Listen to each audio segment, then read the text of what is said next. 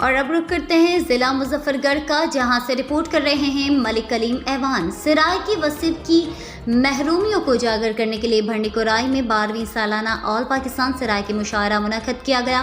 مشاعرے میں state secretary کے فرائض قصور خان بستار اور نازک نور پوری نے انجام دیے۔ مشاعرے میں نامور سرائے کی شعراء کرام عاشق خان بستار اور مخمور کلندری، منشو بھٹا، افکار الوی، محبوب تابش، امان اللہ ارشد، اصغر گورمانی، حاتم بلوچ، مومن مولائی، آصف زاوش، کاظمی حسین کاظم، صفدر بوسن، نواز تابش، شہباز شاذلی، نازک نور پوری، خوشبخت علی پوری، شہباز بلوچ، خالد خاور، یاسین صابر، اختر عبرت اور مقامی شعراء کرام نے اپنے اپنے کلام سے ہزاروں شرکا کو محظوظ کیا۔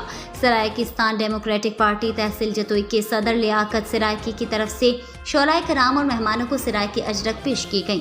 مشاعرے میں عوام کی کثیر تعداد کے علاوہ صدر بار ایسوسی ایشن جتوئی نصر اللہ خان گوپانگ، ضیاء اللہ خان کورائی، ایڈوکیٹ کامران ظفر بھٹی، حبیب اللہ خان چنگوانی، محمد اصغر لغاری، توصیف کورائی، نازک غزلانی، عدنان فدا سعیدی، شبیر غزلانی، جمشید گواں، ڈاکٹر عبداللطیف جویا، ڈاکٹر خلیل لاڈ نے بھی شرکت کی۔ مشاعرے کے منتظمین لال حسن کورائی، آفتاب خان کورائی، ذوالفقار خان کورائی، سجاد خان کورائی نے سرائے کے مشاعرے میں بھرپور شرکت پر عوام شعراء کرام کا بہت شکریہ ادا کیا۔